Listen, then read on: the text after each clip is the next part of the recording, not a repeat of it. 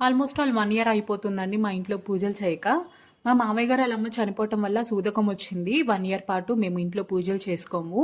24 సెప్టెంబర్‌కి మాకు సూదకం వెళ్ళిపోతుంది. 22, 23, 24 మొత్తం కూడా ఇల్లంతా శుద్ధి చేసేసుకున్నాను. మనం అంటుకున్న బెడ్‌షీట్స్, బట్టలు, కిచెన్‌లో ప్రతి ఒక్క వస్తువులతో సహా మొత్తం శుద్ధి చేసుకోవాలి. మా రివాజ్‌లో మేము మైల్ అనేది కలుపుకోమనమాట. సో, ఇంకా కిచెన్‌లో ఈ సామాన్లన్నీ కడిగి, తుడిచి క్యాబినెట్‌లో సర్దేటప్పటికి నా తల ప్రాణం తోకొచ్చేసిందండి.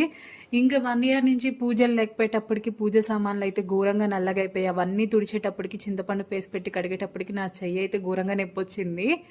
ఇంకా 24థ్‌నైతే కిచెన్ కౌంటర్ టాప్ మొత్తం కూడా క్లీన్ చేసేసుకున్నాను. ఇల్లంతా కాశీ గంగా జలంతో శుద్ధి చేసేసుకొని 25థ్‌నైతే తులసి కోట దగ్గర చిన్న ముగ్గు పెట్టేసుకుని ఇలా దీపం పెట్టుకున్నాననమాట తులసి అమ్మవారి దగ్గర.